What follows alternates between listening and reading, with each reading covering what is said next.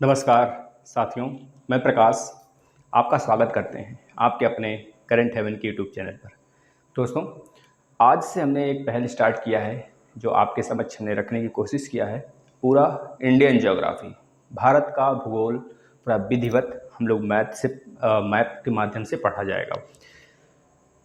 सारी चीज़ें पढ़ेंगे जिसमें कि दर्रे भी होंगे, बहुत सारी चीज़ें हैं, मतलब कि अनेक जितने भी इंडियन ज्योग्राफी से पार्ट आते हैं आपके एग्जाम्स में, चाहे वो पीसीएस लेवल के हों, चाहे आप सुपर टेट के लेवल के एग्ज़ाम की तैयारी करें, चाहे आप पीसीएस किसी भी स्टेट पीएससी या फिर बीपीएससी के लिए अगर तैयारी करना चाहते हैं तो बेहतरीन तरीके से कर सकते हैं।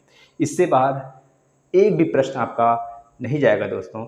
विश्वास के साथ आप लास्ट तक जरूर देखेंगे वीडियो को। छोटी छोटी वीडियो होगी। आज का पहला पार्ट है हमारा, मतलब पार्ट 1 से स्टार्ट किए हैं हम लोग। सबसे पहले हम लोग डिस्कस करेंगे भारत के बारे में, भारत का परिचय क्या है। इस पर 2 वीडियो आएगा जिसमें सारी बातें हम चर्चा करेंगे, जो छोटी छोटी बातें हैं जो एग्जाम में अक्सर पूछ लिए जाते हैं और बच्चे गलत करके आते हैं, लेकिन आप समझ बनाते हुए मैप के माध्यम से आराम से पढ़ेंगे। आप पहले मैप बनाइएगा और जहाँ से हम बोलेंगे आपको लिखना है वहाँ से आप नोट डाल के लिखते रहिएगा, ठीक है। तो चलिए हम लोग स्टार्ट कर लेते हैं। सबसे पहली बात है, भारत क्या है। भारत मतलब ये मैप क्या है, कैसे इसकी उत्पत्ति हुई, ये सारी बातें हम लोग पढ़ेंगे जब प्लेट टेक्टोनिक्स वाला पढ़ेंगे। प्लेट टेक्टोनिक्स तब पढ़ा जाएगा जब हम लोग हिमालय की चर्चा करेंगे, है ना। आज स्टार्टिंग है, बेसिक है, तो ये बेसिक से स्टार्ट कर लेते हैं।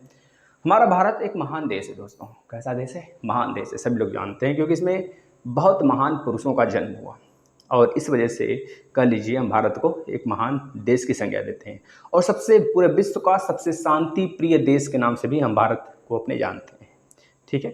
इसकी सभ्यता एवं संस्कृति उतनी पुरानी है जितनी स्वयं मानव जाति का अस्तित्व है। जब से मानव जाति का अस्तित्व स्टार्ट हुआ है तब से लेकर अगर देखा जाए इसकी सभ्यता और संस्कृति अगर खुदेड़ी जाए तो तब से लेकर आज तक में वही चीज़ें हमको दिखती हैं, झलकती हैं।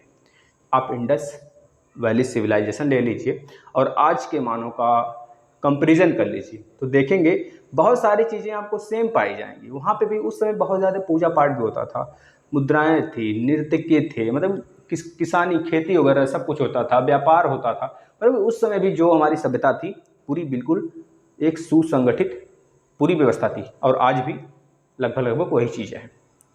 दूसरी बात, अभी लिखिएगा मत, जब हम बोलेंगे जहाँ से आपको लिखना है, पहले परिचय थोड़ा सा सुन लीजिए।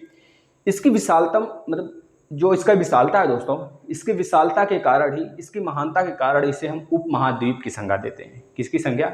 उपमहाद्वीप। महाद्वीप तो है ही, उपमहाद्वीप, महाद्वीप में भी उपमहाद्वीप, है ना। इस वजह से अगर पूछा जाता है भारतीय उपमहाद्वीप में कितने देश आते हैं तो आप बताएंगे भारतीय उपमहाद्वीप में भारत के साथ जितने भी देश लगे हुए हैं, भारत देश के साथ, अपने प्रिय भारत देश के साथ जितने भी देश लगे हुए हैं, बॉर्डर शेयर करते हैं, सब भारतीय उपमहाद्वीप में आ जाते हैं। कौन कौन से? अफगानिस्तान जो कि लद्दाख से अपना बॉर्डर शेयर करता है, पाकिस्तान जो कि जम्मू कश्मीर लद्दाख जो कि पश्चिमी वाले इलाके में बॉर्डर शेयर करता है। इसके बाद आपका इधर आ जाता है दोस्तों श्रीलंका, यहाँ पे देख रहे हैं श्रीलंका। इधर नीचे मिनिकॉय, तो अपना ही पार्ट है, मिनिकॉय के नीचे मालदीव। इधर देखेंगे बंगाल की खाड़ी वाले में बांग्लादेश हो गया, भूटान हो गया, नेपाल हो गया, चाइना हो गया और म्यांमार हो गया। ये आ जाते हैं हमारे भारतीय उपमहाद्वीप में। इस वजह से भारतीय उपमहाद्वीप में जो सबसे बड़ा देश है वो अपने भारत को देखा जाता है दोस्तों। ये एशिया महाद्वीप के दक्षिण भाग में स्थित है। जो हमारा भारत है पूरे एशिया में अगर देखा जाए तो दक्षिण भाग में स्थित है। अभी आपको पूरे ग्लोब में भी बताएंगे पूरे ग्लोब में हमारे भारत की स्थिति क्या है। तो अभी तो आपने देखा पूरे उपमहाद्वीप में भारत की स्थिति क्या है, फिर आपने देखा महाद्वीप, यानी कि जो आपका एशिया महाद्वीप है, जो पूरे विश्व का सबसे बड़ा महाद्वीप है, उसमें भारत की स्थिति क्या है दोस्तों? दक्षिणतम है, सबसे दक्षिण में स्थित है, दक्षिण भाग में स्थित है। ये इसे दक्षिण एशिया के या फिर दक्षिण एशिया के नाम से जाना जाता है। ये चीज़ आप नोट कर लेंगे अगर नोट करना चाहते हैं तो, अगर भूल सकते हैं तो नोट कर लेंगे। ये विश्व का एक इकलौता ऐसा देश है दोस्तों, आपको पता है पूरे विश्व में तीन आपके जो महासागर हैं बहुत फेमस हैं, बहुत, वैसे तो 5 हैं लेकिन 3 की संख्या बहुत ज़्यादा होती है। जैसे कि प्रशांत महासागर पहले स्थान पर है, जो कि पूरे विश्व में, पूरे धरती पर सबसे ज़्यादा क्षेत्रफल यही रखता है आपका प्रशांत महासागर। उसके बाद दूसरे स्थान पर आ जाता है अटलांटिक महासागर, जो कि उत्तरी अमेरिका, दक्षिणी अमेरिका और नीचे अफ्रीका और यूरोप के मध्य में आ जाता है, जिसकी आकृति एस के आकार है। जब हम पढ़ेंगे विश्व का भूगोल तो उसमें चर्चा करेंगे। अब तीसरे नंबर पर आ जाता है आपका हिंद महासागर। हिंद महासागर जो है दोस्तों भारत के दक्षिण में स्थित है। जो हिंद महासागर का सबसे बड़ा द्वीप है उसे मेडागास्कर द्वीप के नाम से जानते हैं। इसे नोट कर लेंगे अगर नोट करना है तो, ठीक है ना।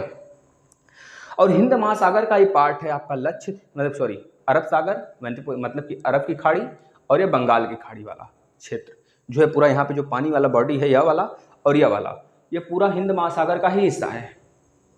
भारत जो है बीच में ऐसे धंसा हुआ है, और वह मतलब भारत धंसा नहीं, भारत तो आया हुआ है सड़क के। इसको हम बताएंगे किस प्रकार से भारत की उत्पत्ति हुई है। और इधर है अरब सागर, इधर है आपका बंगाल की खाड़ी यानी बंगाल सागर, बंगाल की खाड़ी का सागर कह लीजिए। ये दोनों हिंद महासागर के ही पार्ट हैं, और हिंद महासागर हिंदुस्तान के नाम पे पड़ा है। इसी वजह से हम कहते हैं इकलौता ऐसा देश भारत ही है जिसके नाम पर कोई सागर का नाम है दोस्तों, ठीक है ना। ये चीज़ याद रख लेंगे। इसके बाद और इसमें क्या चीज़ें हैं, इसका प्राचीन नाम, अच्छा इसका नाम बहुत बार चेंज हुआ है, पता है। जो आर्यवर्त थे, जो उत्तर भारत में स्थित थे, आर्य जाति, आर्य समूह, आर्य बसे हुए थे, बोला जाता है उत्तर भारत में थे, आर्कटिक सेक्टर से आए थे। बहुत सारे वैज्ञानिक कहते हैं, भूवैज्ञानिक, तो जो आर्य थे वो आर्कटिक वाले सेक्टर से आए थे।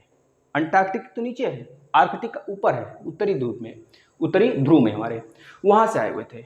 और जो आर्य थे दोस्तों ना, वह इसका नाम दिए थे क्या, उनके नाम पर पड़ा था भारत। अच्छा भारत क्यों पड़ा था, क्योंकि आर्यवर्त के ही सबसे महानतम राजा भरत थे। कौन थे दोस्तों, भरत, जो बहुत ज़्यादा शक्तिशाली राजा थे। उनके नाम पर ही भारत या फिर भारतवर्ष नाम पड़ा हमारे इस पूरे देश का, ठीक है दोस्तों, याद रखेंगे। और ईरानियों ने इसका नाम हिंदुस्तान रखा था, और कह लीजिए यूनानियों ने यूनानियों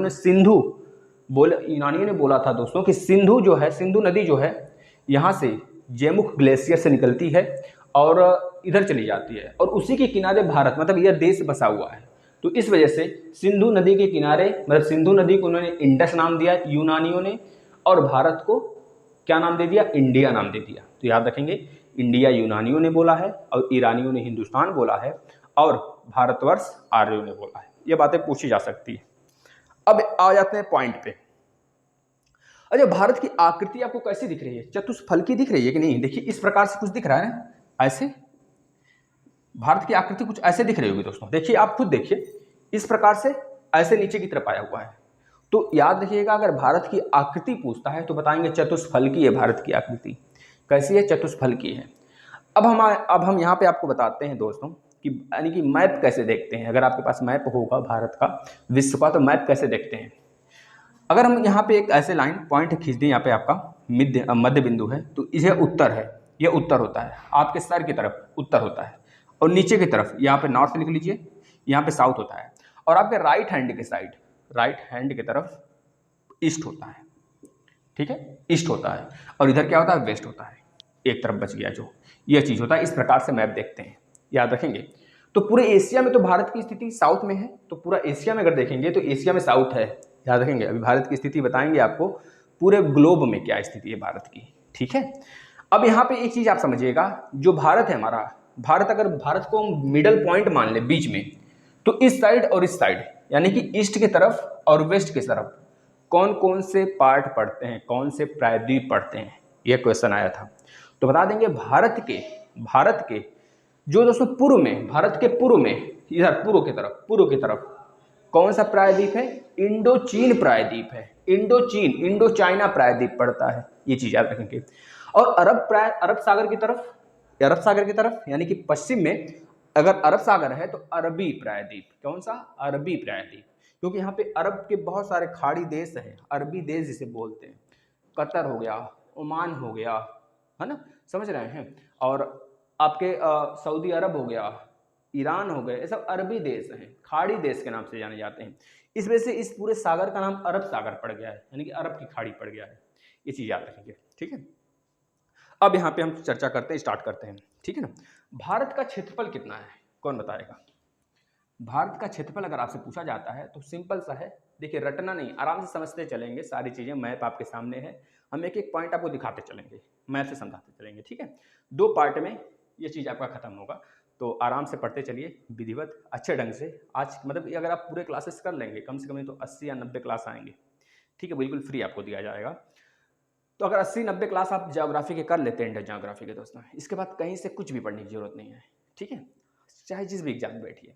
तो चलिए हम लोग देख लेते हैं, हमने क्या बोला था आपसे, भारत का क्षेत्रफल कितना है, तो बताएंगे 32,87,263 वर्ग किलोमीटर। 32,87,263 वर्ग किलोमीटर है। अब इसे रटना नहीं है, मोबाइल नंबर याद करते हैं बिल्कुल उसी तरह याद कर लीजिए। 362, अरे मोबाइल नंबर याद करते हैं ना जी, इधर से याद कर लीजिए, 3287,263, 32,87,263 वर्ग किलोमीटर है दोस्तों। याद रखेंगे भारत की आकृति चतुष्फलकी है, चतुष्फलकी है इस तरह, ठीक है। अब इसमें एक चीज और लिखेंगे आप, अब लिखना स्टार्ट कर दीजिए। क्षेत्रफल की दृष्टि से अगर देखा जाए पूरे विश्व में भारत 7वां सबसे बड़ा देश है। कितना, कौन से नंबर का, 7वां सबसे बड़ा देश है। भारत का पूरे विश्व में जो स्थान है वो 2.43% है।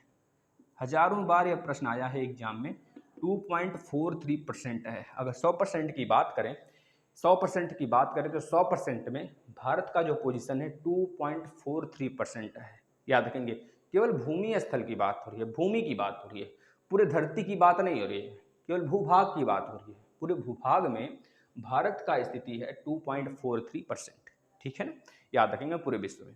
अच्छा, इससे बड़े देश कौन कौन से हैं, तो आपने ट्रिक सुना होगा ना, रुक चीन अब आ भारत, शॉर्ट में भी मैम ने बनाया है, आपने देखा होगा। तो रूस, कनाडा, चीन, अमेरिका, ब्राजील, उसके बाद आ जाता है ऑस्ट्रेलिया, ऑस्ट्रेलिया के बाद आ जाता है अपना प्यारा देश भारत, भारत के बाद आ जाता है अफगानिस्तान, और इस तरह से करके और सारे क्रम हैं, तो याद रख सकते हैं आप, ठीक है ना। तो ये बातें आप लिख लेंगे। चलिए अब हम कुछ और बातें आपको बताते हैं दोस्तों। अगर पूछा जाता है देश के उत्तर से दक्षिण में विस्तार कितना है, यह चीज देख रहे हैं, उत्तर से लेकर दक्षिण में विस्तार कितना है देश का। अगर हम देखें, ये हमारा प्यारा भारत है, ये हमारा प्यारा भारत है, ये हमारा प्यारा भारत है। तो इस भारत का उत्तर से लेकर दक्षिणतम पॉइंट तक और पश्चिम से लेकर पूरब तक, क्योंकि आपको पता है ना, ऊपर नॉर्थ होता है, नीचे साउथ होता है, ईस्ट और वेस्ट होता है। तो उत्तर से लेकर दक्षिण तक और यहाँ पश्चिम से लेकर पूरब तक का विस्तार कितना होता है। तो आप याद रखेंगे, अगर उत्तर से लेकर दक्षिण तक की बात करेंगे तो 3,214 किलोमीटर भारत का विस्तार है। अगर बात करेंगे पूर्व से लेकर पश्चिम तक या फिर पश्चिम से लेकर पूर्व तक कितना है, तो 2,933 किलोमीटर, यानी कि 2,933 किलोमीटर। तो किसी एग्जाम में यह पूछ लिया था, भारत का उत्तर से दक्षिणतम विस्तार ज्यादा है या फिर पूर्व से पश्चिम का विस्तार ज्यादा है, तो आप बता देंगे भारत की जो विस्तार है वो उत्तर से दक्षिण का ज्यादा है, उत्तर से दक्षिण का ज्यादा है। और एक एग्जाम में यह भी प्रश्न बना था दोस्तों, पीसीएस लेवल तक के एग्जाम में एक प्रश्न बना था आपके, और यह सुपर टेट में भी आया था एक प्रश्न, हम बता रहे हैं, आपसे पूछा गया था भारत का जो विस्तार है ना, उत्तर से दक्षिण का और पूर्व से पश्चिम का, उन दोनों का अंतर कितना है। बेहतरीन प्रश्न है, लेकिन अब खैर पुराना हो गया है, यह बार बार छोटे मोटे एग्जाम में भी पूछ चुका है। तो 4 - 3 1 होगा, 11 - 3 8 हो जाएगा, 8 2 10 11, यहाँ पे बचा 11, 11 में से 9 जाएगा तो कितना हो गया, 11 में से 9 जाएगा तो 2 बचेगा।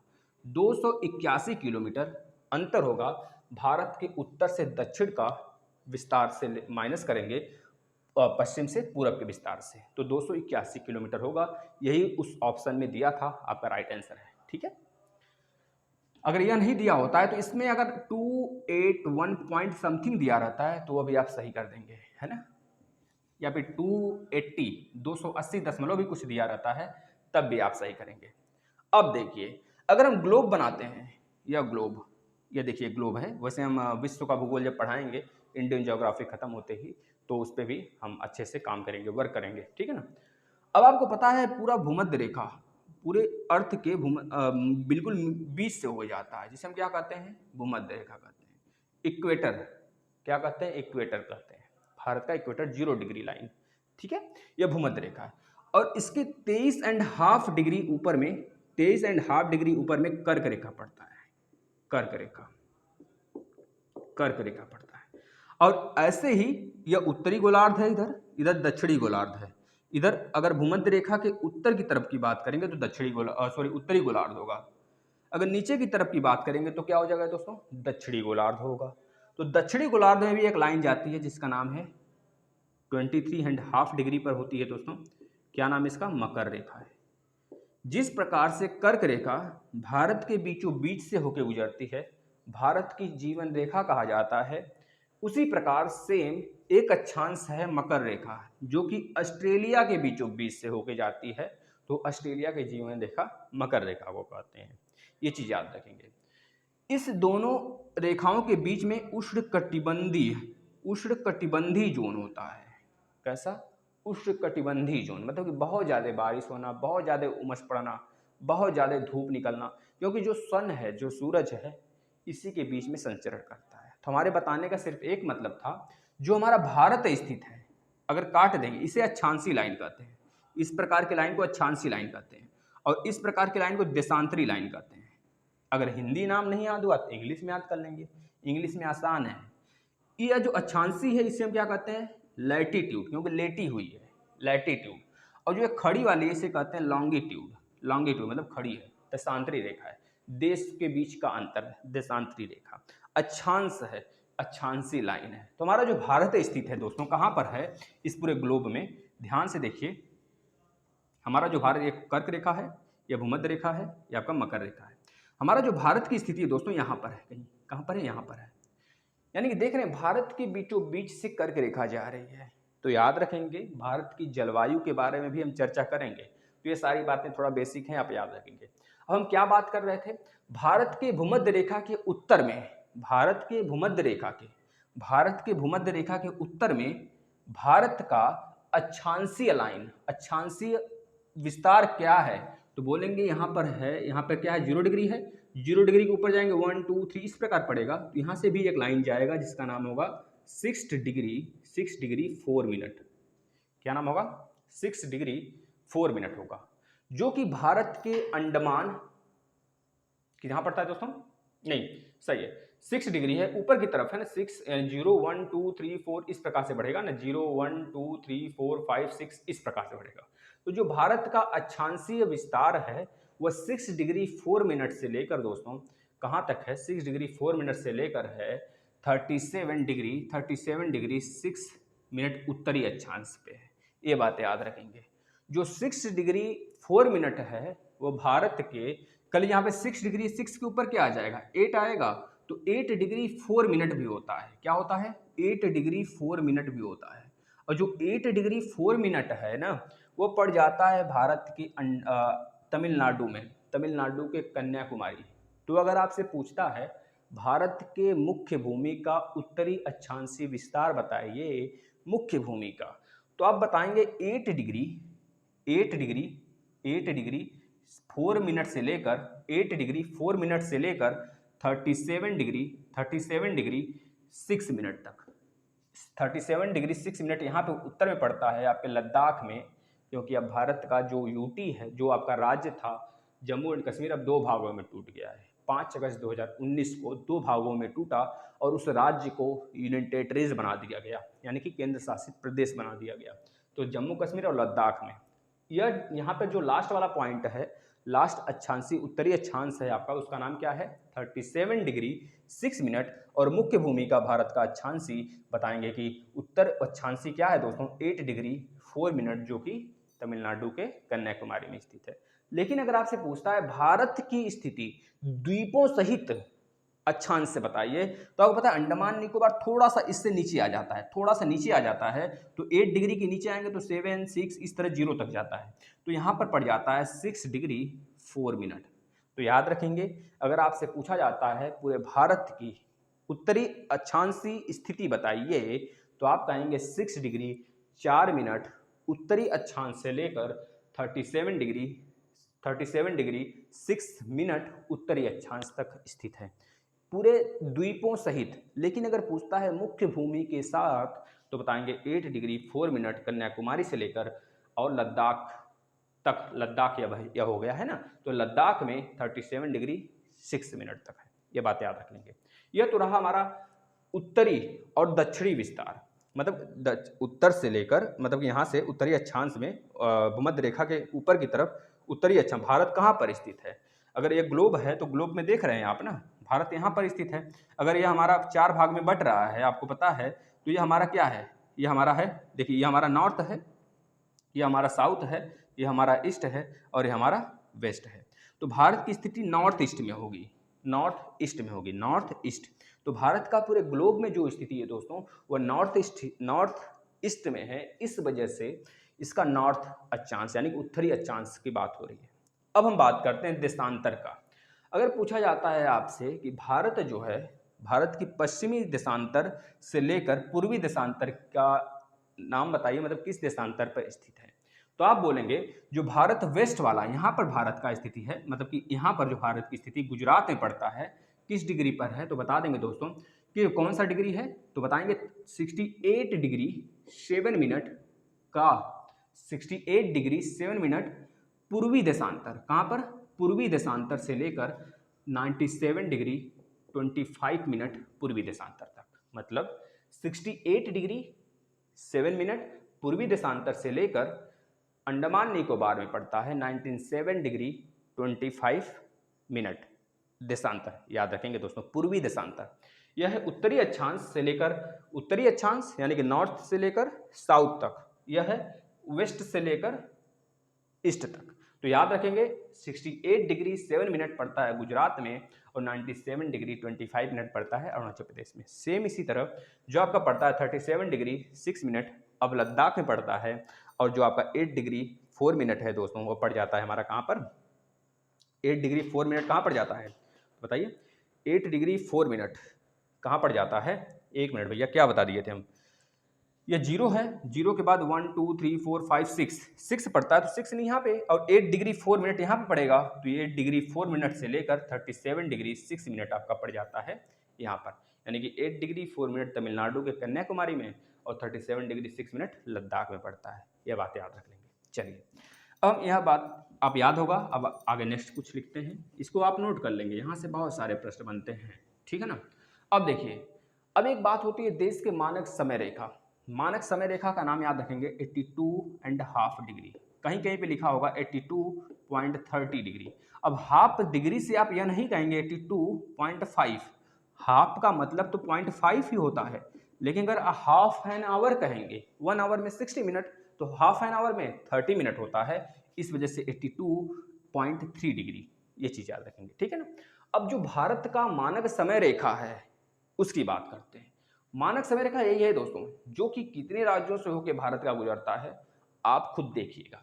यह हमारे इलाहाबाद के, जो अब प्रयागराज हो गया है, प्रयागराज के नैनी जिले से, प्रयागराज के नैनी क्षेत्र से, नैनी जिले से नहीं, जबकि नैनी क्षेत्र कह लीजिए, नैनी क्षेत्र से दोस्तों यह गुजरती है हमारी मानक समय रेखा कितने राज्यों से, तो बताएंगे। सबसे पहले ये यूपी में इंटर करती है, यूपी के नीचे पड़ जाता है एमपी, तो फिर एमपी में आती है, एमपी के बाद झारखंड, सॉरी छत्तीसगढ़, छत्तीसगढ़ में आती है, छत्तीसगढ़ के बाद दोस्तों आ जाता है उड़ीसा में, उड़ीसा के बाद सीधे वह आंध्र प्रदेश से होते हुए नीचे, यानी कि कहाँ चल जाता है? इस बंगाल की खाड़ी में चली जाती है।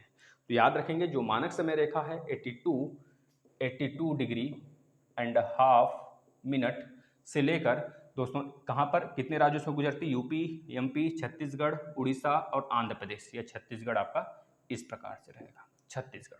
तो ये 5 राज्यों से होकर गुजरती है आपके मानक समय रेखा, जिसका नाम है 82.5, याद रखेंगे दोस्तों। 82.5 जो है, अगर कहेंगे यह ग्रीनविच समय से कितने दूर है, तो ग्रीनविच समय लाइन जो है दोस्तों वह पड़ जाता है हमारे लंदन में, अंडमान ब्रिटेन के कैपिटल लंदन शहर में, है ना। लंदन शहर में एक स्थान है ग्रीनविच नाम का, तो ग्रीनविच नाम से एक शहर है, उसी के नाम से वहां से एक 0 डिग्री की लाइन गुजरती है। 0 डिग्री कौन सी दोस्तों? 0 डिग्री, इसे क्या कहते हैं? समय रेखा। तो 0 डिग्री समय रेखा गुजरती है। 0 डिग्री समय रेखा से पूर्व की तरफ, भारत की तरफ पड़ता है, पूर्व की तरफ। तो भारत 0 डिग्री से 82.5 डिग्री के बीच में 5.5 घंटे का समय होगा, 5.30 यानी कि 30 मिनट, इतने घंटे का समय होता है।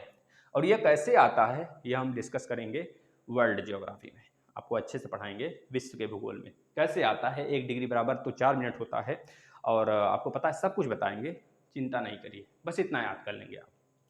अब देखिएगा, यह बात हो गई ना। अब बताइए जो भारत में कर्क रेखा है वो भारत के कितने राज्यों से होकर गुजरती है? तो आप कहेंगे सर भारत की जो कर्क रेखा है भारत के बीचों बीच से होकर गुजरती है भारत के 8 राज्यों से। कौन कौन से? गुजरात, राजस्थान, इधर पड़ जाता है मध्य प्रदेश। देखिए यूपी से होकर नहीं गुजरती है भैया, यूपी हटा देंगे, यूपी से नहीं सटती है थोड़ा सा भी, तो यहाँ पे यूपी जो हम लगाए हुए हैं यूपी हटा देंगे, मध्य प्रदेश से गुजरती है। तो गुजरात राजस्थान में मात्र 24 किलोमीटर तय करती है, जो कर्क रेखा है ना राजस्थान में 24 किलोमीटर तय करती है। यह भी प्रश्न पूछा गया है। तो गुजरात, राजस्थान, मध्य प्रदेश, छत्तीसगढ़, झारखंड, पश्चिम बंगाल, त्रिपुरा, मिजोरम, कितने राज्य हो गए? 8 राज्य हो गए। एक बार फिर से सुन के लिख लीजिएगा आप, कौन कौन से? गुजरात, राजस्थान, मध्य प्रदेश, छत्तीसगढ़, झारखंड, पश्चिम बंगाल, उड़ीसा में नहीं जाएंगे, पश्चिम बंगाल तक, उड़ीसा नीचे पड़ता है, पश्चिम बंगाल, त्रिपुरा, मिजोरम, इतने राज्यों से होकर जाता है भारत में, मतलब 8 राज्यों से होकर जाता है। याद रखेंगे दोस्तों, आपसे पूछा गया था किसी एग्जाम में, जो यह कर्क रेखा है वह तो मतलब किस राज्य के कैपिटल से होकर गुजरता है? तो बता देंगे झारखंड के रांची से, झारखंड के रांची से होकर गुजरता है, ठीक है ना, झारखंड के रांची से। और ये जो मानक समय रेखा है इलाहाबाद के नैनी से होकर गुजरता है, ये बात याद रखेंगे, ठीक है ना, ये दोनों बात याद रखेंगे। और पूरे भारतवर्ष का, भारत देश का जो राजधानी क्षेत्र है दिल्ली है, आपको पता है। अब कुछ चीजें इसमें और हम आपको बता देते हैं। भारत का स्थलीय सीमा, भारत की स्थलीय सीमा, इसके बाद नेक्स्ट पार्ट लेकर आएंगे। भारत की स्थलीय सीमा की बात करें, लंबाई की बात करें तो 15,200 किलोमीटर है, 200 किलोमीटर, इसको लिख लेंगे।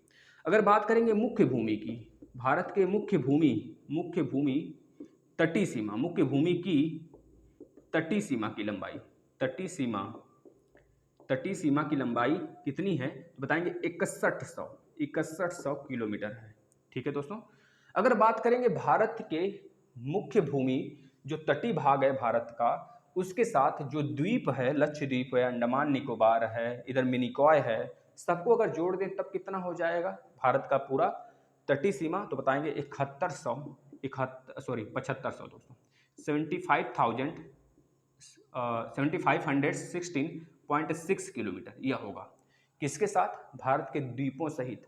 अब अगर पूछा जाता है पूरे भारत का बाउंड्री कितने किलोमीटर में फैला हुआ है, तो बता देंगे दोस्तों 7516.6 किलोमीटर प्लस 15,200, इसको ऐड कर दीजिए, कितना आ जाएगा? 7, यानी कि 22,716.6 किलोमीटर, वर्ग किलोमीटर। यह सब का सब जो है आप वर्ग नहीं दोस्तों, ये क्षेत्रफल थोड़े है, केवल किलोमीटर में है, किलोमीटर में होगा ना, 716 यानी कि 22,716.6 किलोमीटर में भारत का पूरा यह बॉर्डर है। ये चीज़ याद रखेंगे। अब हम आपको थोड़ा सा कुछ बताते हैं, ध्यान से सुनिएगा, फिर इसके बाद नेक्स्ट पार्ट में आते हैं। भारत जो है दोस्तों कितने देशों से बॉर्डर शेयर करता है? तो बताएंगे बांग्लादेश, म्यांमार, भूटान, नेपाल, चाइना, पाकिस्तान और अफगानिस्तान। ये तो भारत के जो ऊपर वाले हो गए राज्य, उसके साथ। अब कितने राज्य हैं जो कि इन देशों से बॉर्डर शेयर करते हैं भारत के? तो बता देंगे गुजरात पाकिस्तान से शेयर करता है, गुजरात, राजस्थान, पंजाब, जम्मू एंड कश्मीर, लद्दाख, हिमाचल प्रदेश, उत्तराखंड, यूपी, बिहार के बाद पश्चिम बंगाल के बाद असम के बाद अरुणाचल प्रदेश के नीचे आ जाता है नागालैंड के नीचे मणिपुर, फिर अगेन यहाँ पे आ जाता है मणिपुर के बाद मिजोरम, त्रिपुरा, मेघालय, ये चीज रखेंगे। अब भारत की तटीय राज्य कितने हैं? तो बोलेंगे 9 हैं। कौन कौन से सर? बताएंगे गुजरात के नीचे महाराष्ट्र के नीचे गोवा के बाद यहाँ पे कर्नाटक के बाद केरल के बाद दोस्तों यहाँ पे आ जाता है आपका तमिलनाडु के ऊपर आंध्र प्रदेश के ऊपर आ जाता है उड़ीसा के ऊपर पश्चिम बंगाल। इस तरह से अब सारी बातें हम नेक्स्ट वीडियो में बताएंगे आपको। अगर इतनी चीज़ें समझ में आई हो तो आप लिख लीजिए, यहाँ से प्रश्न बनते हैं। ठीक है दोस्तों, नमस्कार।